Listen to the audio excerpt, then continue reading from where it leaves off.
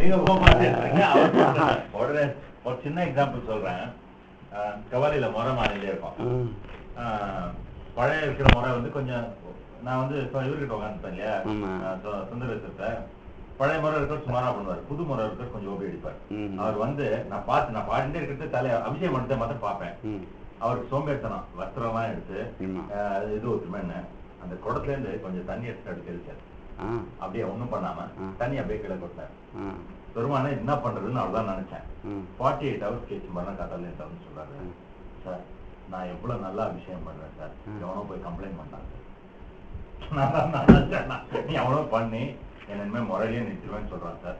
நான் வந்து அவரை வேஷ்டியே கட்டாம அப்படி அபிஷேகமே பண்றது இல்லை, நான் தண்ணி ஊத்துறது இல்லைன்னு சொல்லிட்டாங்க சார் அப்படின்னு. 2 நாள் பணத்தை நான் பார்த்தேன். எங்க போய் சொல்லுவேன்னு நினைச்சேன், இங்கேயும் போய் சொல்ல முடியல. பார்த்தா வேற யாரோ பார்த்து இங்கோ வேற யாரும் இல்ல. அதுதான் அந்த நீ அந்த அதுதான் சித்தர்கள் பண்ற வேலை. பெருமானே அதான் நினைச்சேன். வந்து எவ்வளவு பெரிய ஆளர் பண்ணி அது உங்களுக்கு தெரியாது. அது நீங்க சித்தர் மாதிரி கோமங்கடின்னு உட்காரல. ஆனா வந்து சிலர் அந்த வளர வளர அந்த மைண்டை வந்து கேப்சர் பண்ணிப்பாங்க சித்தர்கள். உங்களுக்கு தெரியாது, கோயில் வாசல்லே 2 பேர் இருந்திருப்பாங்க. உங்க எண்ணம் வைப்ரேஷன் அவங்களுக்கு வந்துடும்.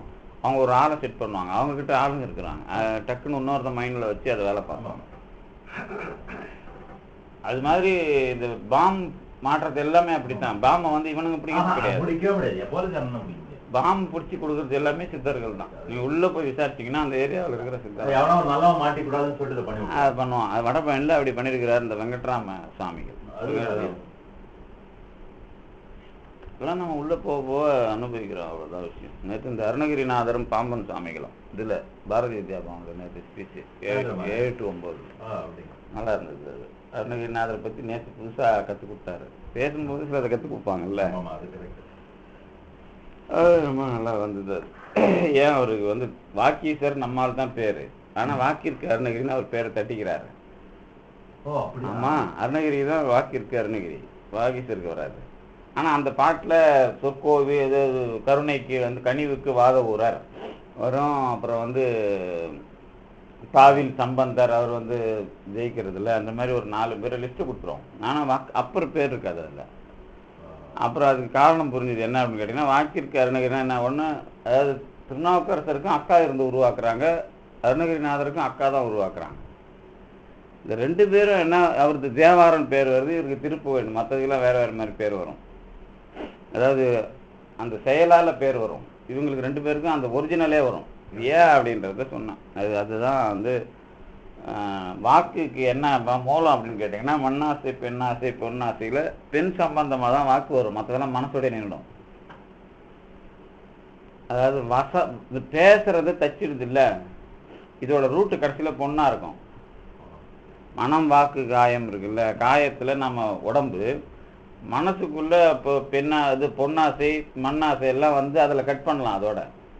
ஆனா வாக்குனால கடைசி வரைக்கும் மனசு எல்லாத்தையும் காலி பண்றது வந்து இந்த பேசுறது.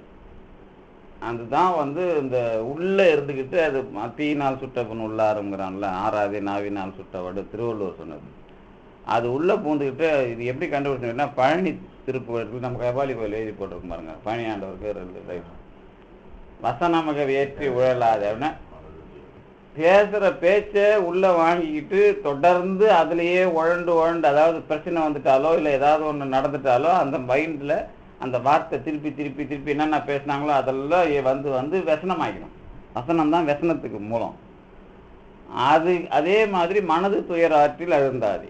இந்த 2த்துக்கும் மூலமா இருக்கிற ஆசையில டாப் எதுன்னு கேட்டா பெண்ணாசை, காமம் அப்படிங்கிறது. ஆணுக்கு பெண்ணு, பெண்ணுக்கு ஆணு.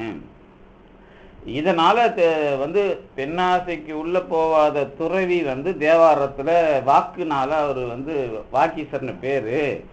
அவருக்கு உள் வாங்கி பெரிய அளவுல அதுக்கு உள்ள போய் காமத்தினுடைய முடிவுல அந்த அனுபவத்தை முழுமையா சொன்னதுனால இவர் வாக்கிற்கு அருணகிரி அப்படிங்கிற மாதிரி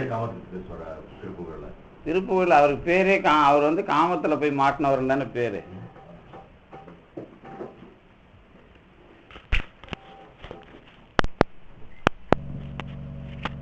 அன்று எண்ணில் அவைதாம் என்னை அறிவதை உதவும் எண்ணில் அச்சேதனம். அவைதாம் எல்லாம் அறிபவன் அறியும் தன்மை அருளுவன் எண்ணில் ஆன்மா அறிவு இலது ஆகும் ஈசன் அசேதனத்து அளித்திடானே. இதோட மெயின் பாயிண்ட் என்ன அப்படின்னு கேட்டிங்கன்னா, இறைவன் அறிவை கொடுக்குறான் அப்படின்னு சொல்லிட்டா எந்த காலத்திலையும் அறிவில்லாத பொருளுக்கு அவன் கொடுக்க மாட்டான், கொடுக்க முடியாது. அப்போ அறிவு உள்ளதுக்கு அறிவு கொடுக்குறான். அறியும் தன்மை என்னங்கிறது இந்த பாட்டில். அதுக்கப்புறம் தான் அந்த சித்த ஆராய்ச்சிக்கு போ அந்த ஸ்டெப் பை ஸ்டெப்பாக கொண்டு வர்றார். முதல்ல உடம்புல ஒன்று இருக்குது, ரெண்டாவது அறிவு பொருளாக அது இருக்குதுன்னு 53வது பாட்டில் முடிச்சிட்டாரு. இப்போ அறிவுனா என்ன, எதுக்கு வரும் அப்படிங்கிறத சொல்கிறார். அறிவாக இருக்கிற பொருள் தானே ஆன்மா அப்படின்னு சொன்னேன். அப்போ அதுக்கு கருவி வேண்டாம் என்று சொன்னால் அதுக்கு என்ன அர்த்தம்? அறிவு எனில் வாயில் வேண்டா, அன்று எனில் அவைதாம் என்ன. அறிவு என்று சொன்னால் அதுக்கு வாயில்கள் கருவிகள் வேண்டாம். அப்படி இல்லைன்னு சொன்னால் அது அப்படின்னா என்ன, அந்த கருவிகளுக்கெல்லாம் அதெல்லாம் என்ன அப்படின்னு கேட்குறார்.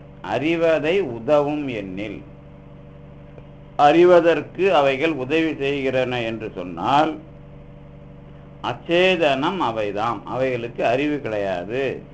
எல்லாம் அறிபவன் அறியும் தன்மை அருளுவன் எண்ணில், அதாவது எல்லாவற்றையும் அறிகிற தன்மையை அச்சேதனத்துக்கு தருகிறான் என்று சொன்னால், ஆன்மா அச்சேதனத்தை போல தருகிறான் என்று சொன்னால் ஆன்மாவும் அறிவு இல்லது ஆகும் அப்படின்னு நீங்கள் நினைக்காதீங்க. அறிவு இல்லதா போயிடும். அதாவது கருவிகள் மூலமாக தர்றான் அப்படின்னு சொன்னால் அப்போ அறிவு இல்லாததுக்கு கொடுக்குறான் அப்படிங்கிற மாதிரி ஆகுமா அப்படின்னு கேட்டால் இல்லை இல்லை.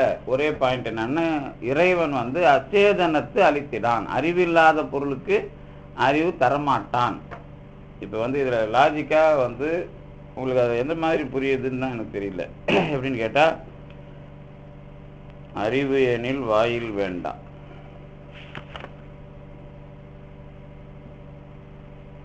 அறிவித்தால் தான் அறியும்னு எஸ்டாப்ளிஷ் பண்றாரு இல்லையா? அவரு அறிவித்தால் தான் அறியுங்கிறத எஸ்டாப்ளிஷ் பண்றாரு. அறிவு இல்லாத பொருள் அதுக்கு அந்த மாதிரி எந்த நாள்லையும் பெறாது அப்படிங்கிறது. அறிவித்தால் அறியுங்கிறதுனால என்னன்னு கேட்டா, அறிவில்லாத பொருளுக்கு சொன்னா தெரிஞ்சுக்குமா அப்படின்னு கேட்டா எந்த காலத்திலும் இல்லை அப்படிங்கிறத அதை எஸ்டாப்ளிஷ் பண்றது தான் இதோட வேலை.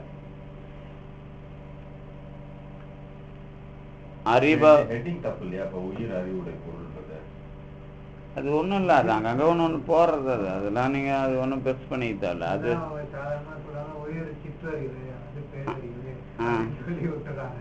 அதுதான் ஒன்றும் இல்லை. அதெல்லாம் நம்ம சாதாரண உலகத்தில் பேசும்போது அப்படி சொன்னால் தான் அவங்களுக்கு போய் செட் ஆகும், வேற ஒன்றும் இல்லை.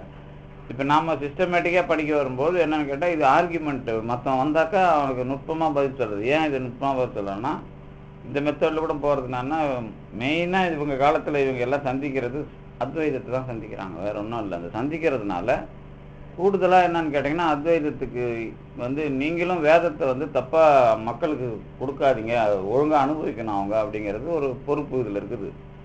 அப்போ வந்து அவங்க என்ன பண்ணிட்டாங்கன்னா, உடம்புக்குள்ளே உயிர் ஜீவன் வந்து வேலை செய்யுதுன்னு சொல்கிறாங்கல்ல, அந்த அந்த சிலந்தியே அறிவாளி ஆகிடுமா, அந்த உடம்பே அறிவாளி ஆகிடுமானா ஆகாதுங்கிறது தான் இந்த மெத்தடு. அவங்க என்ன சொல்லுவாங்க, வாயிலிருந்து வர்ற உமி நீர் தான் வந்து பிரகிருதி ஆகிடுது, அதில் தான் ஜீவன் இறைவன் வந்து மாட்டிக்கிறாரு அப்படிங்கிறாங்கல்ல. எந்த காலத்திலையும் அது கருவிதானே தவிர அதுக்கு எந்த காலத்திலையும் அச்சேதனத்தை அளித்திடான் அப்படிங்கிறது அதில் இருக்கிற விளக்கம். இப்போ பார்ப்போம் பாருங்க. ஒரு உதாரணத்துக்கு அதை படிக்கிறேன். பதி இவர் அதே தான் எழுதுறாரு. அதெல்லாம்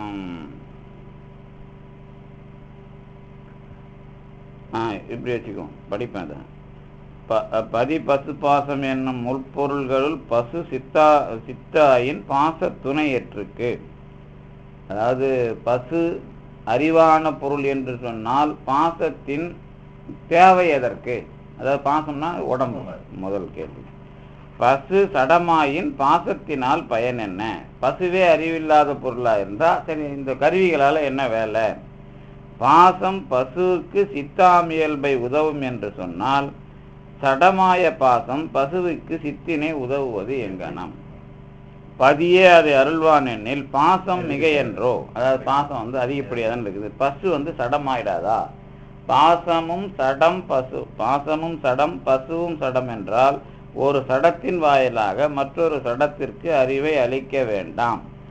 அவ்வாறு அளித்தால் பிறர்க்குரிய சடத்திற்கு நேரே அளிக்கும் ஆற்றல் ஈசனுக்கு இல்லை என்று ஆகும்.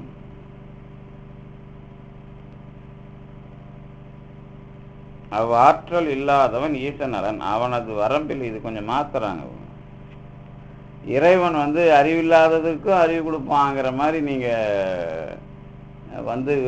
அச்சேதனத்துக்கு இறைவன் பாருங்க, ஈசன் அச்சேதனத்து அழித்திடானே அப்படிங்கிறது தெளிவா இருக்கு பாட்டுல.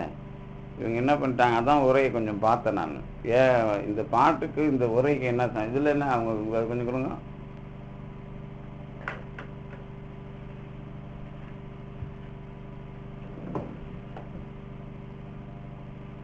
இந்த எக்ஸ்பிளைன் பண்றதுல கொஞ்சம் ப்ராப்ளம், வேற ஒன்றும் இல்லை. இவங்க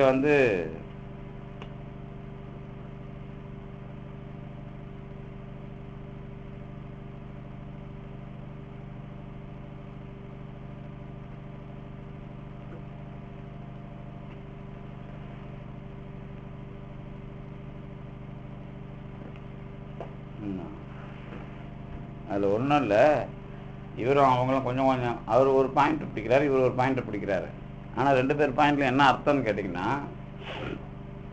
இப்போ நீங்கள் கேள்வியாக கேட்டு நீங்களே இந்த கேள்வியாக கேட்டிங்கன்னா அது பிரச்சனை இல்லை. ஒன்றும் என்ன அப்படின்னு கேட்டிங்கன்னா, உயிருக்கு அறிவு இல்லாத இருந்து அவன் அறிவு கொடுக்குறானா, இந்த கருவிகள் மூலமாக என்ன நடக்குது அப்படிங்கிறது பேச்சு. இப்போ நீங்கள் இப்போ சிற்றறிவுன்னு சொல்லிட்டு நம்ம பேரறிவுன்னு நம்ம பேர் கொடுக்கறது இல்லை. இதை ப்ராக்டிக்கலாக சொல்லணும் அப்படிங்கிறது தான் இந்த பாட்டோட வேலை. அவர் என்ன பண்ணிட்டாருன்னு கேட்டிங்கன்னா, இறைவன் சுத்தமாக அறிவில்லாத இருக்கிறதுக்கு கொடுக்குறான் அப்படிங்கிற மாதிரி சொல்ல வரீங்களா அப்படின்னு பரிணாமவாதிகள் சொல்கிறது ஒரு விஷயம் இருக்குது. அதனால் அதை மறுக்கிறாருன்னு அவர் உரையில் குறிப்பிட்றாரு. இவர் என்ன பண்ணுறாரு, இறைவனுக்கு வரம்பில்லாத ஆற்றல் இருக்குது, வேணா அச்சேதனத்துக்கு அறிவு கொடுப்பாங்கிற மாதிரி அந்த உரையை கொண்டு போயிடுறாரு. வரம்பில் ஆற்றல் மூலமாக இதை நம்ம சொல்லிக்கலாம் அப்படிங்கிற மாதிரி அந்த. ஆனால் பாட்டோட வரி அப்படி கிடையாது. அழித்திடான், தெளிவாக கடைசி வரி, ஈசன் அச்சேதனத்து அழித்திடான். அச்சேதனத்துக்கு என்ன அளிக்க முடியாது, அறிவு அளித்திடான். அது மட்டும் இல்லை, அழித்திடான் அப்படிங்கிறதுல என்ன விஷயம்னு கேட்டிங்கன்னா, அறிவை அவன் அறிவு என்பதை தானாக ஒன்றை கொடுக்க மாட்டான் அப்படிங்கிறது இதில் விஷயம், வேற ஒன்றும் இல்லை. இப்போ என்ன அப்படின்னு இப்போ பாட்டை மறுபடியும் பார்ப்போம்.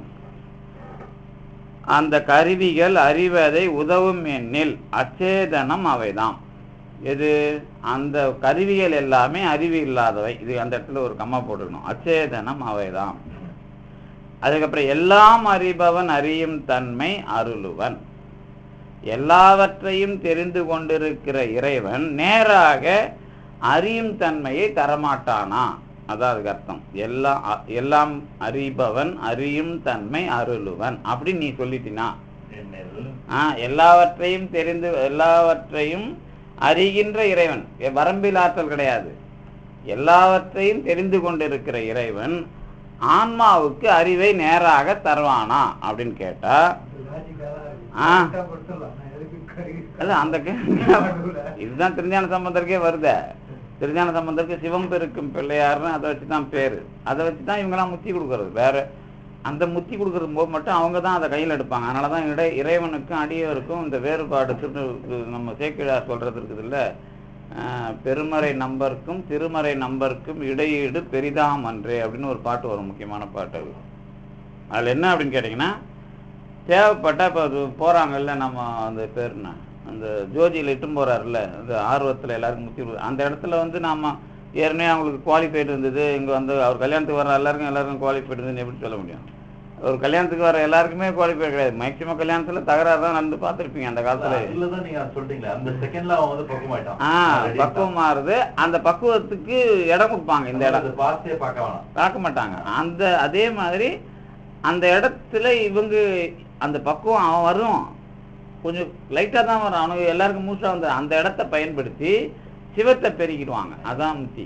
இந்த சிவம் பெருக்கும் பிள்ளையாருன்னு அவருக்கு பேரே என்னன்னா, உள்நீர் சிவம் ஓங்க அப்படின்னா, நம்ம லேயருக்கு உள்ள அவன் இருக்கிறான், நம்ம லேயருக்கு மேலே ஆணவம் இருக்குது.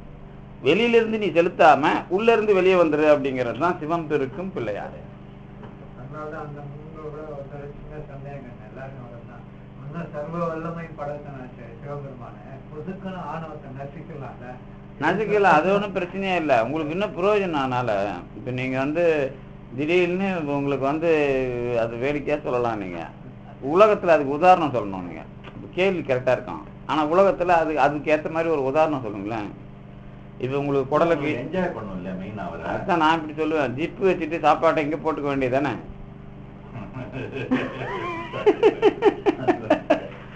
உலகத்தில் நீங்கள் கேள்விக்கே உதாரணம் இருக்கணும். கேள்விக்கு உதாரணம் இருக்காது.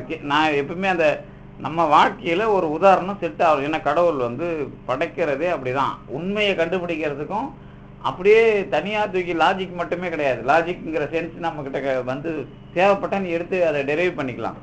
ஆனால் அனுபவத்துக்குள்ளே நேற்று அது ஒரு விஷயம் வந்தது பேசும்போது, அதை கூட சொல்லிடுறேன். நம்ம இங்கே பேசுனது தான் அங்கே வேறு மாதிரி வந்தது. என்ன வந்ததுன்னா, திருவாவடுதுறைக்கு திருஞான சம்பந்தர் போய் அப்பாவுக்கு வேள்விக்கு பொண்ணு யார்கிட்ட கேட்குறாரு அப்படின்னு கேட்டால் திருவிழிமேடையில் சிவன்கிட்ட கேட்டு தான் ஊருக்கு கொடுக்குறாரு.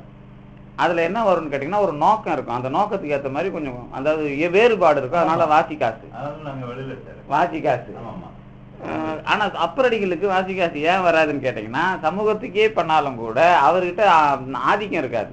ஆதிக்கம் இருக்காதுன்னா தன்னோட நோக்கத்தை மட்டும்தான் செய்யணுன்ற கடைக்காப்பு விஷயம் இருக்காது. அவருக்கு அனுபவத்தை நீ கொடுக்கறத நான் வாங்கிக்கிறேன், இந்த மாதிரி தான் இருக்கும். அது அந்த ரிலேஷன்ஷிப்பு அப்பரடிகளுக்கு அதான். அதனால தான் அந்த ரூட்ல வர்றாரு அருணகிரிநாதர். அப்போ என்ன வரும்னு கேட்டீங்கன்னா, திருவாவடுதுறையில் போய் காசு கேட்கும்போது வித்தியாசமாக கேட்குறாரு. என்ன கேட்குறாருன்னா, அதுக்கு முன்னாடி ஒரு ஆள் அதை எஸ்டாப்ளிஷ் பண்ணி வச்சுக்கிறாரு. யாரு? நம்ம திருமூலர் எஸ்டாப்ளிஷ் பண்ணி வச்சுக்கிறார் திருவாவடுதுறையை. எப்படி எஸ்டாப்ளிஷ் பண்ணி வச்சுக்கிறாருன்னா, இது அதோமுகமா பாரு, இங்கே 5 முகத்தோட கூட 6வது முகம் முருகன். இது அதோமுகம்னா சதாசிவங்கிறது 5 முகம். 6வது முகம் தான் விஷத்தையும் சாப்பிட்டுது, சூரபத்மனையும் அழிச்சது. அப்போ பிரதோஷத்தை நீங்கள் எங்கே கொண்டாடணும்னா முருகன் கோயிலில் கொண்டாடணும். அது திருமூலப்படி. சரி, முருகனுக்கும் சிவனுக்கும் வேறுபாடு இல்லைங்கிறதுனால ஒரு விழாவை அங்கே கொடுத்துட்டு ஒரு விழாவை இங்கே வச்சுக்கிட்டோம், சூரபத்மன் விழாவை. அந்த இடத்துல ஒரு ஆள் வந்து மூல தெய்வம் அதோமுகம் சொன்னதுனால, இப்போ சொன்னது மட்டும் இல்லை, அது இவருக்கு தெரியும். அந்த இடத்துல வந்தால் இப்போ மயிலாப்பூர் போய் நீங்கள் வந்து முத்தி கேட்டிங்கன்னா தான் கொடுப்பாரு. அவர் வந்து செல்வம் கொடுக்க மாட்டார், கிழக்கு வாசல் கிடையாது இல்லை. அந்த மாதிரி திருஞான சம்பந்தருக்கு இந்த ஊர் இடம் தெரியும். திருச்செங்காட்டங்குடி போனால் அங்கே எப்படின்னு தெரியும். ஒவ்வொரு ஊர்லேயும் கடவுளோட பேஸ் தெரியும். அந்த மாதிரி அவர் என்ன பண்ணுறாரு, அங்கே போய் எனக்கு நீ கொடு அப்படின்னு கேட்குறாருன்னா, நீ யார்கிட்ட வாங்கினாரு? இளைநுனை வேற்படைய மிறைகிட்ட வாங்குறாரு. வாங்கி கொடுக்குறாரு. அப்படின்னா மூலத்துக்கிட்ட வாங்குறார். மூலத்துக்கிட்ட வாங்குறதுனா என்ன அப்படின்னு கேட்டிங்கன்னா, சுவை தான். அது 5ஆ பிரியும். சுவை அதோமுகம்னா 5 இந்த சதாசிவம். இப்போ வாழ்க்கையிலேயே உங்களுக்கு இந்த உதாரணம் இருக்கும். இந்த உதாரணம். ஆனால் சுவை காரம்னது இருந்தால் தான் இனிப்பு தெரியும், இனிப்புன்னு இருந்தால் தான் துவர்ப்பு தெரியுது இல்லை. அப்போ இந்த சுவைங்கிறது காரம் தான், இனிப்பு இனிப்பு தான், துவர்ப்பு தான். ஆனால் எல்லாத்தையும் சுவைங்கிற பேரில் ஒன்று தானே நம்ம பண்ணுறோம். ஏன்னா இதுக்கு 6 கருவி கிடையாது. காது கேட்குற மாதிரி இதுக்கு ஒரு 5 கருவி வச்சிருக்கணும்ல பெருமான். அந்த வைக்கல. ஆனால் 1த்துல 5 வச்சா இருப்பாருங்க. அதான் வந்து ஐமுக சிவமே முழுசா ஆனால் 6 முகம்னு பேர். அதுதான் அதோமுகம். அதை போய் அவர் வாங்குறாரு பாருங்க. யாரு? திருஞான சம்பந்தர் வாங்குறாருல்ல. இப்போ நான் என்ன பண்ணுறேன்னு கேட்டால் உதாரணம் சொல்லணும். எதுக்கு? ஃபிலாசபிக்கு உதாரணம் சொல்லணும். அப்படின்னு சொன்னால் எடுத்த உடனே நான் வந்து அப்படியே நூலை வச்சுக்கிட்டு சொல்லக்கூடாது. என் வாழ்க்கையில் இப்படி ஒரு பொருள் அனுபவம் இருக்கணும்.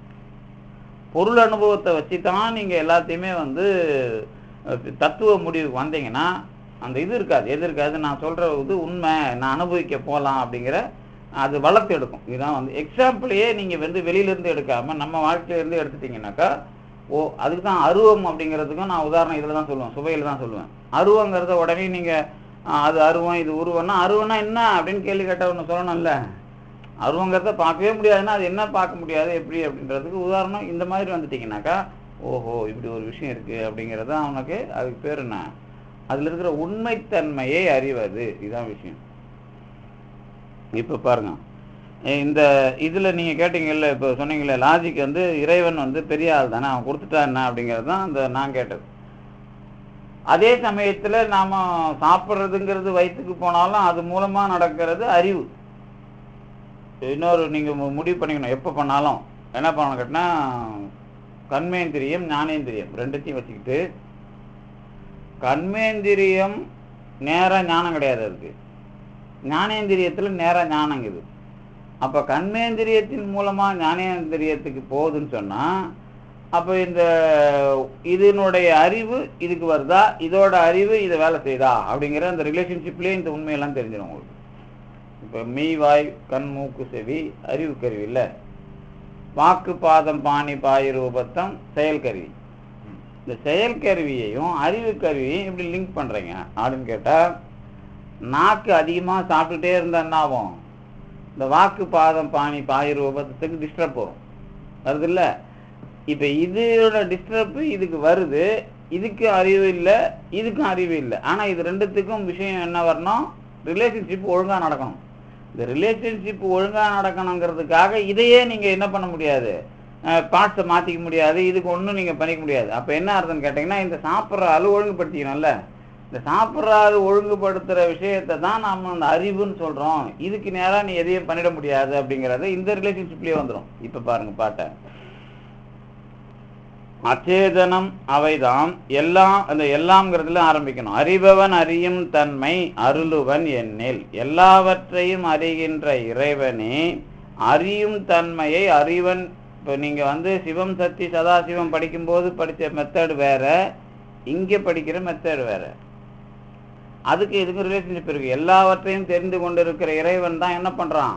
சிவம் சக்தி முதலானவைகளின் மூலமாக அறிவை எழுப்புறான்னு படிச்சிருக்கிறோம்ல, கலை மூலமாக எழுப்புறான்லாம் படித்தேன்ல. இப்போ அதில் என்ன அர்த்தம் இருக்குதுங்கிறத இங்கே தெளிவுபடுத்துறாரு. அதில் என்ன அர்த்தம் இருக்குதுன்னு கேட்டிங்கன்னா, அங்கேயும் என்ன பண்ணல, இறைவன் உன்னை அறியும் தன்மை அருளவில்லை, அவனே நேராக அங்கே கொடுக்கல. எல்லாத்தையுமே எதுக்கு வச்சிருக்கிறான்? உன்னை பல்ஸ் பார்க்கறது. இப்போ நீங்கள் நாடி பார்க்குறீங்கன்னு வச்சிங்களேன். இப்போ நாடி பார்க்கும்போதே வாதம் பித்தம் சிலேத்துவம் மூணுத்துக்கும் நாடி பார்த்துருவாங்கல்ல. இந்த மூணுத்துக்கும் நாடி பார்க்கும்போது உங்களுடைய இதுவே சொல்லிடுவாங்க, இது இன்னும் 1 வருஷம் இருப்பார், 12 வருஷம் இருப்பார் அப்படின்னு சொல்லுவாங்க. அந்த அளவுக்கு பார்க்குறவனை பொறுத்து இருக்குது. அந்த மாதிரி இந்த சிவம் சக்தி எல்லாம் நம்மளை பார்க்குற முறைக்கு தான் இது சென்சிட்டிவாக பயன்படுத்துறது அப்படிங்கிற மாதிரி. இப்போ நீங்கள் சென்சிட்டிவ்னு ஒரு வார்த்தை சொல்கிறேன்ல, எதுக்குமே சென்ஸ் கிடையாது. ஆனால் சென்சிட்டிவ்னு ஒன்று பேசுகிறேன்ல, சென்ஸுங்கிறது அறிவு. அதுக்கு என்ன கிடையாதுன்னா சென்ஸ் கிடையாது. இப்போ நீங்கள் கண்ணை மூடிக்கிட்டே இருக்கிறீங்க, ஒரு ஆள் உங்களை கிராஸ் பண்ணுறாங்க, இன்னார் தான் கிராஸ் பண்ணுறாங்கன்னு எப்படி சொல்லுவீங்க? பார்க்கல எப்படி சொல்லுவோம்? நம்ம ரெகுலரா ஒரு மாதிரி ஷூ போடுறாங்க, அதே மாதிரி சில பேர் அவரே சத்தம் போடாமல் வந்தாலும் கண்டுபிடிக்கிறது எப்படி கண்டுபிடிப்போம்? முதல்ல காதை பயன்படுத்துகிறோம், அப்புறம் வாசனையை பயன்படுத்துகிறோம், அவர் போகிற நாத்தம் பயன்படுத்துகிறோம், அப்புறம் அவர் போகிற வேகம், காற்று அடிக்கிற வேகம் ஒன்று இருக்கும்ல. சத்தமே போடாத சில பேர் வந்தாலும் காற்று அடிக்கிற, இந்த மாதிரி 5 புலனையும் கண்ணை மூடிக்கிட்டே சென்சிட்டிவாக பயன்படுத்த முடியும் அப்படிங்கிறது ஒரு விஷயம் இருக்குது. அதுக்கு பேர் தான் என்னன்னு கேட்டிங்கன்னா, அந்த அலர்ட்னஸ்ன்னு நாம் சொல்கிறது. அலர்ட்னஸுக்கு உள்ளே போகிறது. இந்த அலர்ட்னஸுக்கு உள்ளே போகிற எல்லா மைன்யூட்டு பார்ட்ஸ் வரைக்கும் பெருமான் இருக்கிறான், அவ்வளோதான். இந்த மைன்யூட்டு பார்ட்ஸுக்கும் நமக்கும் உள்ள ரிலேஷன்ஷிப்பில் அவன் நேராக கொடுக்கல அப்படிங்கிறது தான் ரொம்ப கவனமான விஷயம். எந்த கட்டத்திலையும் கடவுளையும் ஆன்மாவையும் நீங்கள் ஒன்றும் சேர்த்துட மாட்டாங்க. எப்போ சேர்ப்பாங்க? சுத்தத்தில் மட்டும்தான் சேர்ப்பாங்க. இப்போ நினச்சி பாருங்க, இதை இந்த வரிக்கு எவ்வளோ முக்கியத்துவம் இருக்குன்னு. எந்த வரிக்கு? அறிபவன் அறியும் தன்மை அருளுவானா, எல்லாம் அறிபவன் அறியும் தன்மை அருளுவானா, அதுதான் பதில். கேட்டால் ஆன்மா அறிவு இல்லாதா போயிடும். அவன் எல்லாம் அறியும் தன்மை அறிவை தருகிறான்னா ஆன்மா அறிவு இல்லாததா போயிடும். அது சும்மா ஏதோ ஆன்மாவுக்கு அறிவு பொருள் நிரூபணம் பண்றது மட்டும் இல்ல, கடைசி வரைக்கும் ஆன்மாவினுடைய தகுதியை காப்பாத்துறது. இப்ப ஒரு எம்டி பக்கெட் இருக்குன்னு வச்சுக்கோங்க, டப்புன்னு ஊத்தி ரொம்ப முடியும்னா அந்த மாதிரி பக்கெட் கிடையாது. எனக்கு வேணும் இல்ல வேண்டாம்னு சொல்ற பக்கெட் இல்லையா, அதனால ரொம்ப முடியாது. அதான் அதேதான், அதோட ஃப்ரீடத்திலேயே பெருமான் காப்பாத்துறான். அதுக்கு தான் இந்த வரிய போறார். ஈசன் அசேதனத்து அளித்திடான், அசேதனத்தை போல அவன் கொட்டுறதில்லை அப்படிங்கிறது தான் இந்த இது. என்னன்னு கேட்டிங்கன்னா, அதுக்கு தான் நம்ம ஒரு தடவைக்கு 2 தடவை திருப்பி மற்றவங்க என்ன சொல்கிறாங்க, நீங்கள் என்ன சொல்கிறீங்க, இப்போ நாம கேள்வி இன்ட்ராக்ஷன், இப்போ இதுவே சொற்பொழிவு பண்ணும்போது நம்ம இஷ்டத்துக்கு எல்லாத்தையும் சொல்லிடுவோம். அப்படி கிடையாது. இது போய் அனுபவிக்கிறதுனா என்னன்னு கேட்டிங்கன்னாக்கா, இதுக்குள்ளே போய் அவங்க என்ன சொல்லிக்கிறாங்க, இவங்க என்ன சொல்லிக்கிறாங்க, நமக்குள்ளே என்ன அது தெரியுது அப்படிங்கிறது வரும்போது, அதே சமயத்தில் சொன்னது வரக்கூடாது. ஏற்கனவே எஸ்டாப்ளிஷ் பண்ணப்பட்ட கருத்து இங்கே வரக்கூடாது. ஆனால் எஸ்டாப்ளிஷ் பண்ணப்பட்ட கருத்தில் இருக்கிற சின்ன அந்த புரியாத இடத்த புரிய வைக்கணும். இப்போ அங்கே சிவம் சக்தி சதாசிவத்திலையும் கலை வித்தை அராகத்திலையும் பெருமான் கொடுக்குறாங்கிற மாதிரி நினைச்சிடாத, பெருமான் அந்த விஷயத்தை அது வந்து ஆக்டிவ் பண்றான், அவ்வளவுதான்.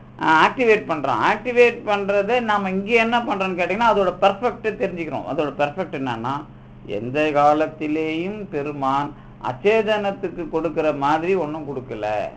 அச்சேதனத்துக்கு கொடுக்கறதுங்கிறது இப்ப நீங்க இது இருக்குது இல்ல, இதுன்னு வச்சு கல் இருக்குது, ஒரு மலை இருக்குது, கல் இருக்குது, இது இயங்காதுதான் நான் சொல்லுவோம். கல் இயங்குமா இயங்காதா? மலை மலை வந்து புட இடம் பெயராது, ஆனா அதுக்குள்ள ஒரு ஏக்கம் இருக்கும். அது ஒரு காலத்துல மண்ணாயிடும் இல்ல. அப்போ இது மாதிரி பெருமான் அச்சேதனத்து மாதிரி அதை தூக்கி போய் போடுறானா அப்படின்னு கேட்டா இல்ல அப்படிங்கிறது தான் அந்த அச்சேதனத்து அழித்திடான்ங்கிறதுக்கான மீனிங். எல்லா பொருளுக்கும் இயக்கம் உண்டு, ஆனா எல்லா பொருளுக்கும் இருக்கிற இயக்கத்துல அச்சேதனத்தை தூக்கி போய் வைக்கிற மாதிரி பெருமான் ஆன்மாவுக்கு அறிவை தூக்கி போய் வைக்கிறானா அப்படின்னு கேட்டா இல்லை. அதுதான் அதுல. அதே மாதிரி எனக்கு நம்ம நீங்க எல்லை கடவுள்னு பேசுனீங்கல்ல, அப்போ ஒரு சின்ன தாட் தோணுது. இப்ப வந்து ஏன் நிறைய தெய்வம், ஏன் ஒரு தெய்வத்துக்கு ஒரு காரணத்துக்கோசரம் போறோம்னா, இது நம்மளே அந்த மாதிரி உருவாக்கிட்டோம். நாம தான், அதுல என்ன சந்தேகம்? இப்ப வந்து உனக்கு இவ்வளவுதான் பவர்னு நம்ம டிசைட் பண்ணிட்டு அதையே அதை பிராண்ட் பண்ணி அதையே ரிப்பீட்டடா ப்ரீச் பண்ணி அதுக்கோசரம் எல்லாத்தையும் போட்டா அவனு சொல்றான், என்ன இப்படி ஆக்கிட்டியாப்பா, அதனால நான் என்னோட கன்ஃபைன்ட் ரோல்ல நான் ஆப்ரேட் பண்றேன். இப்ப நான் ஆஞ்சநேயர்னா, ஆஞ்சநேயர் வந்து தன்னை நம்ம வந்து ஆஞ்சநேயரை கன்ஸ்ட்ரெயின் பண்ணி அவரால் இவ்வளவுதான் செய்ய முடியும்னு சொல்லிட்டு, அதனால அவர் அதான் தன்னோட சக்திக்குள்ள என்ன முடியுமோ அதை பண்ணிட்டு உட்காந்து அப்படின்னு எனக்கு தோணுச்சு. அதெல்லாம் ஒரு கடவுள் தான் இந்த பிரம்மன் சொல்றது, சந்தேகமே இல்லை நீங்க சொல்றதுல. அதனாலதான் ஆஞ்சநேயருக்கும் பவர் இல்லைன்னு சொல்லிட முடியாது. இப்ப நீங்க இல்ல, ஏன்னா நார்த் இந்தியா போனீங்கன்னா ஆஞ்சநேயர் எல்லாத்தையும் கொடுத்துருவாரு. அது வந்து சும்மா இல்லைங்க, நானும் அனுபவிச்சிருக்கிறேன். ஆஞ்சநேயருக்குலாம் நீங்க எப்படி விநாயகருக்கு முருகருக்கு மாலை போட்டு பவர் அனுபவிக்கிறீங்களோ அதுக்கு ஈக்குவலா அனுபவிக்கலாம். அதெல்லாம் இல்லாம இல்லை. ஏன் கேட்டேன்னா, இந்த போற மக்கள் அந்த உருவை ஏத்துவாங்க. இங்க என்ன பவர்? ஆனா இந்த மந்திரம் எல்லாம் இருக்க, அவன் அதுக்கெல்லாம் அவங்க கட்டுப்பட்டவங்க. ஆமா இல்லையா? ஆமா. சோ இவன் எழுதியிருக்க மந்திரம் இது வரைக்கும் இந்த சின்ன சின்ன கடவுளுக்கெல்லாம் ஆமா பெருமான அளவுக்கு அவங்க அந்த அளவுக்கு எழுத முடியாது. அது ஏன்னா எழுதினா ஞான சம்பந்தம் அந்த மாதிரிதான் எழுதணும். ஆமா, நான் உட்காந்து எழுதினா அது மந்திரம் அதுக்கெல்லாம் எழுத முடியாது. அது கரெக்டா எனக்கு சொல்லிட்டீங்க. எப்படி அதான், அதனால தான் பக்தி வளர்றதே வந்து எதை வச்சு வளருதுன்னு நம்ம கண்டுபிடிக்கிறோம். பக்தி வளர்றது இப்ப நீங்க அங்க இப்ப ஏன் வந்து பக்தி இருக்கும், பெரிய அனுபவமா அவங்களால சொல்ல முடியல கடைசி வரைக்கும். ஏன்னு கேட்டீங்கன்னா இப்ப எல்லை தான் அதுக்கு ஒரு காரணம். இப்ப ஆனா என்ன ஒரு பிரச்சனைன்னு கேட்டீங்கன்னா, இதுல மக்கள் வந்து எல்லைப்பட்டு இருக்கிறதுனால இதுதான் மேல இருக்கும். எது இந்த சிறிய விஷயம், அதனால அதுதான் இருக்கும். அதை மாத்தி தான் நாம இங்க நிறைய பண்ணிருக்கிறோம். இங்க நிறைய பண்ணாலும் இப்ப திருவிடை மருத்துவர்லாம் போனா அந்த 3 காலமும் ஒழுங்காக பூஜை பண்ணுவோம். ஏதோ மடம் கண்ட்ரோல்ல பண்ணுவாங்கன்னு தான் அர்த்தமே தவிர நம்ம அனுபவிக்கிற மாதிரி சில ஏன் இன்னும் கேட்டா இப்போ நம்ம மயிலாப்பூர் திருப்பள்ளி ஏசி கிடையாது இல்ல, எங்க எத்தனை இருக்குது. ஒரு நாள் இதுலயே மார்கழியிலேயே போய் பார்த்தேன் திருப்பள்ளி. அன்னைக்கு மட்டும் கிடையாதோ? நான் ஒரு நாள் திருப்பள்ளி ஏசிக்கு போனா அன்னைக்கு பார்த்து இல்ல. என்ன இது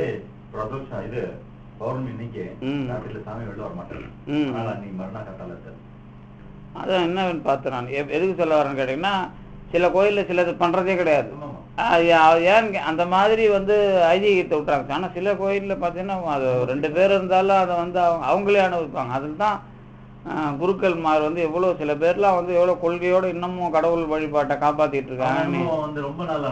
ஆமா, அது அவங்க அதுக்குன்னே வந்துருவாங்க. அதுல ஒன்றும் அதுதானே மன விஷயம். மனம் அங்கதானே நம்ம மனத்தையும் இதையும் எடுத்துக்கிறோம். அப்ப இதெல்லாம் என்ன, அதுதான் திருஞான சம்பந்தர் சொல்றது. என்ன சொல்றாருன்னு கேட்டீங்கன்னா, இந்த ஊர் கடவுளுக்கு எவ்வளவு நல்லவங்க போய் வழிபட்டு அதுக்கு பவர் ஏத்துறாங்களோ அந்த அளவுக்கு பவர் நம்ம பெருமானே இருந்தாலும் கூட. ஆனா பெருமானுக்குன்னு ஒரு பவர் இருக்கிறத நாம இல்ல நம்ம டிஃபைன் பண்ணதுனால ஆயிட்டது. ஆமா, அவருக்கு ஆக்சுவலா அதோட ஜாஸ்தி பவர். அவ்வளவுதான். நம்ம டிஃபைன் பண்ணி ஓகே நீ டிஃபைன் பண்ணிட்டியாப்பா, நீ டிஃபைன் பண்ணதுனால நான் அதுக்குள்ள நடந்துக்கிறேன். அது எக்ஸாக்ட். அதெல்லாம் ஒன்றும் மாற்று கருத்து இல்லை. அதுக்கு சாஸ்திரத்திலே இடம் இருக்குது. திருவந்தியார்ல சொல்லுவாங்க, சொல்லும் இடம் என்று சொல்ல புகும் இடம் எல்லை சிவனுக்கு என்று உந்தி பெற. திருவந்தியார் சொல்ற இடம் நீ கிடையாது, நீ சொல்ல முடியாது, வாக்கு மனம் கடந்தவன் தான். ஆனா சொல்ல புகும் இடம், நீ எந்த மாதிரி சொல்றியோ அந்த இடத்துல புகுந்துக்குவார். இதான் எல்லை சிவனுக்கு என்று உந்தி பெற அப்படின்னு திருவந்தியார்ல ஒரு பாட்டு.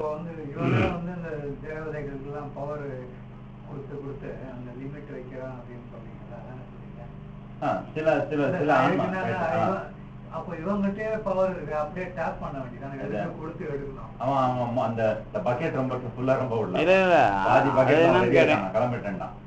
ஒருத்தன் வந்து நான் சாமியாராயி நான் வந்து இது இது லிங்கத்தை எடுக்கணும், எப்படி எடுக்கணும்ன்றான் அவன், விபூதி கொடுக்கணும்னு பார்க்கறான், புகழ் வேணும்னு. இன்னொருத்த வந்து நான் வந்து அக்னியா இருக்கணும் கொஞ்ச நாளைக்குன்னு பார்க்கறான், சொல்ற ஒரு மாதிரி. அந்த மாதிரி சில பேருக்கு வந்து எதுவுமே வேணாம்ப்பா, நான் சைலண்டா உன்னோட இருக்கிறேன்ப்பான்னு நினைக்கிறானே, அவன் அதான் பக்கெட் சொல்லு.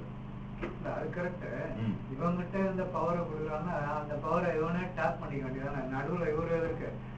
இல்ல, இவன் ரிக்வெஸ்ட் பண்றத அவர் ரெஸ்பெக்ட் பண்றாரு. தேவதையே உங்களுக்கு அப்படித்தானே அதிர்த்திக்கிறான். ரிக்வெஸ்ட் பண்றத ஒரு மந்திரமோ சொல்லோ எது சொல்றியோ, நீ எது ரிக்வெஸ்ட் பண்றியோ அதை அவன் ரெஸ்பெக்ட் பண்றான். அதுக்கும் ஒரு பேஸ் இருக்குது. என்னன்னு கேட்டீங்கன்னா, நீங்க பெரிய கடவுள் அனுபவம் வந்துருதுன்னா எடுத்து வச்சு கேட்க வேண்டியதில்லை. இவங்க எடுத்து வச்சு கேட்கறதுக்கு அந்த தேவதை அந்த சமயத்தில் அது கொண்டாந்து கொடுக்கணும். இவரை எடுத்து அதை யூஸ் பண்ண முடியாது, அதனால ஒன்று கிரியேட் பண்ணுவாங்க. அதுக்கு பேஸாக ஒன்று ஆவி கிடைக்கும். இல்லை நல்ல ஆஞ்சநேயர்னு சொன்னால் ஒரு நல்ல வழிபாட்டுக்குரிய இன்னொரு மூர்த்தம் கிடைக்கும். இப்போ நீங்கள் வந்து மூர்த்தத்துக்குள்ளே பவரை ஏற்றுறது ஒன்று, இந்த ஆவிங்களை கூட்டு வச்சு பவரை ஏற்றிக்கிறது ஒன்று. இந்த ஆவிங்களை கூட்டு பவரை ஏற்றிக்கிறது தான் மந்திரவாதிங்க வேலை. மூர்த்தங்களுக்கு பவரை ஏற்றுறது எல்லாரும் போய் வழிபடணும் அப்படிங்கிற மாதிரி அந்த இடத்துல விளங்கு. இப்போ நம்ம வந்து இப்போ மேக்சிமம் இப்போ விளங்குற கோயில் நம்ம சிவலிங்கம் விளங்குது இல்லை, அங்கெல்லாம் வந்து ஏதாவது ஒரு சித்தர் வழிபாடோ இல்லை பெரியவர் வழிபாடோ இருக்கும்போது தான் அந்த கோயில் விளங்குது. மேக்சிமம் பார்த்தீங்கன்னா இன்னைக்கு இன்னும் ஓடுற கோயில் காரணம் வந்து அவங்க இன்னும் சில பேர் அங்கேயே இருக்காங்க. அதுதான் அது இருக்கும். இது இப்போ நீங்கள் நம்ம காசி மடம்லாம் போய் அனுபவிச்சிங்கன்னா, காசியில் குமாரசாமி மடம் இருக்குல்ல, அந்த மடத்துக்குள்ள ஒரு அருளாளர் இருக்கிறது உங்களுக்கு தெரியும். நீங்கள் படுத்துருந்தீங்கன்னா படுத்து தூங்கி இருந்திருக்கும் போதோ அல்லது ஏதாவது ஒரு விஷயமா உங்களுக்கு ஒரு மெசேஜ் கொடுத்துட்டு இருப்பாங்க. அதே மாதிரி சோளிங்கர் போனீங்கன்னாக்கா அங்கே அமாவாசையில் தாங்க உங்களுக்கு மெசேஜ் கொடுக்கறது. இந்த மெசேஜ் கொடுக்கறதுக்கே ஒரு ஆள் இருப்பாங்க, அது பெர்மனண்டா இருப்பாங்க அந்த இடத்துல. இப்போ நீங்கள் கர்நாடகத்தில் காட்சி போய் பட்டாரு அம்பாள் கைத்தா, அப்புறம் பிளாட்ஃபார்ம்ல படுத்துட்டு திடீர்னு ராத்திரி 12 மணிக்கு கலந்து தட்டான் சொல்லிட்டு ரெண்டு பேரும் ஏதோ அவர் வேணா வீட்டுல படுத்துக்கோங்க, இல்ல நாங்க இங்கே படுத்துட்டு காத்தால கொள்ளெடுத்து குடிச்சிட்டு ஊருக்கு போறோம்னு 2 மணி நேரம் தோங்கலையா. இந்த மாதிரி ஒரு விஷயம் இருக்குது. அதனால அந்த அந்த இப்போ அதில் என்ன ஒரு விஷயம்னு கேட்டிங்கனாக்கா, இது முதல்ல நம்ம ரூட் என்னன்னு கேட்டிங்கன்னா, இது கண்டுபிடிக்கிற ரூட்டு முதல்ல இது இல்லைன்னு முதல்ல சிலதெல்லாம் ஒதுக்கிட்டு அதுக்குள்ளே கொண்டு போய் நிறுத்தின பிறகு அதுதான் அதோட விஷயம். இப்போ நீங்கள் வந்து வேற ஆள் சொன்னால் வேணான்ட்டுவீங்கல்ல, இப்போ பையன் சொல்லும்போது அதுக்குள்ளே ஒரு உண்மையை நம்புறீங்களா, அந்த மாதிரி உண்மையை நம்புறதுக்கு வந்து புள்ளி வைக்கணும். புள்ளி வச்சுட்டிங்கனாக்கா அதில் ரூட் இருக்கும். இப்போ அது அபிராமி பட்டர் மாதிரி அதுவே இல்லைன்னா கூட அம்மா உண்மை ஏறும், அவ்வளோதான் விஷயம். அது ஆனால் என்ன ஒன்று, இந்த அதுதான் மற்றவங்க போய் சாமி கும்பிட்டு வந்துடுவாங்க, நமக்கு அவங்களுக்கு உள்ள வேறுபாடு அதுதான். மற்றவங்க போய் சாமி கும்பிட்டுட்டு வந்துட்டாங்கன்னா அவங்களுக்கு அதோட கணக்கு வழக்கோட அது வேலை, அவங்களுக்கு வந்து கடவுளை பற்றி ஆராய்ச்சி தேவையில்லை, ஒன்றும் தேவையில்லை. அந்த இடத்துல போய் ஒன்று கேட்டாங்க, அவங்க வாழ்க்கை வினைப்படி பெருமான் முன்னே இருக்கிறத பின்ன இருக்கிறத அப்படிலாம் மாற்றி கொடுப்பாரு. அவ்வளோ அந்த டைமை தான் அவர் யூஸ் பண்ணுவார். அந்த காலம் எல்லையில் அந்த மூணுத்துக்கும் பின்னாடி ஏதாவது கொடுக்குமா, இப்போ வந்துட்டான் சரி இது இப்பயே கொடுப்போம் அவனுக்கு, அதை எப்படி கொடுக்குறதுங்கிறது தான் அது பெருமான் பண்ணுற வேலை. இதில் வந்து அறிவு விஷயத்தை முடிவு பண்ணுறது.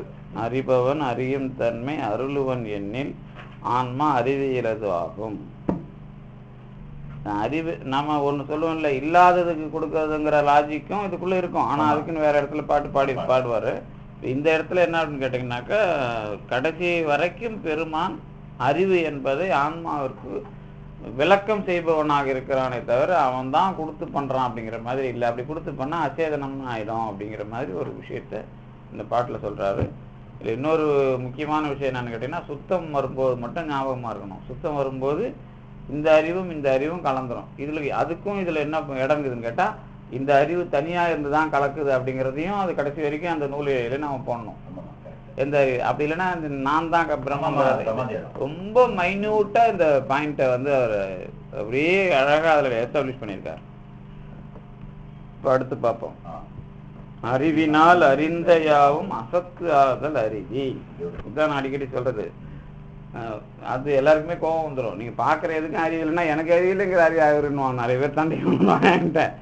அறிவினால் அறிந்த யாவும் அசத்து ஆதல் அறிவி என்றும் அறிவினால் அறியொணாதேல் ஆவது ஒன்று இன்மை தொன்மை அறிவுதான் ஒன்றை முந்தி அது அது ஆக காணும் அறிவுகான் அசத்து மற்ற அது அறிவினுக்கு அறியொண்ணாது. இது ரொம்ப பியூட்டிஃபுல்லான பாட்டு. இது அதாவது பார்க்கிற எதுக்கும் அறிவு கிடையாது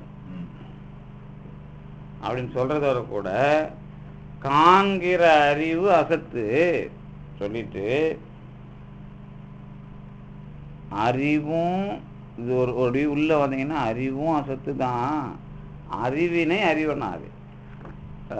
நான் என்ன சொல்லுவேன்னு கேட்டீங்கன்னா, அறிவுக்கு அறிவு கிடையாது, ஆனா அறிவை வச்சிருக்கிறவன் தான் அறிவாளி. வேடிக்கையா சொல்றது, அறிவுக்கே அறிவு கிடையாதுப்பா, ஆனா அறிவுன்னு நம்ம இதுல ஓடிக்கிட்டு இருக்குல்ல, அதுதான் அறிவானது. இப்போ அன்னைக்கு கூட சொன்னோம்ல, எல்லாத்தையும் எழுதி வச்சு பார்த்தீங்கன்னா இதெல்லாம் அறிவு தான். நோட்டு இந்த புத்தகத்துக்கு அறிவு தானே, இந்த சிவஞான போதும் அறிவு. ஆனால் இதுக்கு அறிவு இருக்குதா? இதுக்கு அறிவு இல்லை. அதே மாதிரி அறிவு என்கிற விஷயமாக வருகிற எதுக்கும் அறிவு கிடையாது. அறிவு என்பது அறிவனாதது அப்படிங்கிற ஒரு மெத்தடாலஜி. அது நீங்கள் ரசிக்கணும். அது எப்படி ரசிக்கணும்னு கேட்டிங்கன்னா, இப்போ பார்க்குற இப்போ நீங்கள் கண்ணுக்கு அறிவு இல்லை அப்படிங்கிறது நல்லா தெரியுது இல்லை? கண்ணுக்கு அறிவு இல்லைங்கிறது கண்ணை பார்த்தா தான் தெரிஞ்சுக்கிறோம். ஆனால் கண்ணுக்கு அறிவு இல்லை, வாய்க்கு அறிவு இல்லை, மூக்குக்கு அறிவு இல்லைங்கிறது நினைக்கிறோம்ல. இந்த கண்ணுனால பார்க்கும்போது உருவம் தெரியுது. நீங்கள் கண்ணையே பார்ப்பீங்களா? வாயால் ரசிக்கிறீங்க, வாயையே சுருப்பீங்களா? அந்த மாதிரி அறிவுங்கிறது அறிவுனாதது. அதுக்கு நீங்கள் இப்போ கண்ணு அப்படின்னு அதுதான் அதை கண்ணுங்கிறத நம்ம கண்ணாடி வச்சு பார்க்குறீங்கன்னு வச்சுக்கோமே. உங்கள் கண்ணை கண்ணாடி வச்சு பார்க்குறது வரைக்கும் கரெக்டு. ஆனால் அந்த கண்ணு பார்க்குற கண்ணு அப்படின்னு சொன்னால் அதுவே அதை இந்த கண்ணாடியில் பார்க்கும்போதோ அல்லது பொருளை பார்க்கும்போதோ கண்ணு தன்னை பார்க்குமா? கண்ணாடியில் பார்த்தாலும் சரி, கண்ணாடியில் பார்க்கறதுங்கிறது கண்ணு தன்னை பார்க்கறது கிடையாது. ஸோ பேசிக்லி அறிவை கூட யாராவது ஒருத்தர் இது பண்ணோம், மூமெண்ட் பண்ணுறதுக்கு தூண்டி விடணும், ஏற்கணும். இல்லைன்னா அதுவும் சட மாதிரி சும்மா உட்காந்துருக்கோம். அது அந்த மாதிரி அர்த்தமா? அது வந்து நீங்கள் சொல்கிறதுக்கு பொருள் இருக்குது. ஆனால் இந்த இடத்துல நம்ம சொல்ல வந்தது அது இல்லை. இப்போ வந்து நாக்கு சுவைக்குதுன்னு வச்சுங்களேன், நாக்கு அதுவே அதை சுவைக்குமா அப்படின்னு கேட்டால் அந்த மூலத்தை நீங்கள் கொண்டு வரணும். இப்போ நான் சொல்கிறது வந்து அறிவுங்கிறது அறியோனாதது அப்படிங்கிறதுக்கு அர்த்தம் சொல்லணும். கரண்ட்டு தான் நீ 12 மணி நேரம் வராது. கரண்ட்டு தான் 12 மணி நேரம் வராது. நீங்கள் 12 மணி நேரம் தானே. 9 to 6னா எத்தனை மணி நேரம்? 8 மணி நேரமா?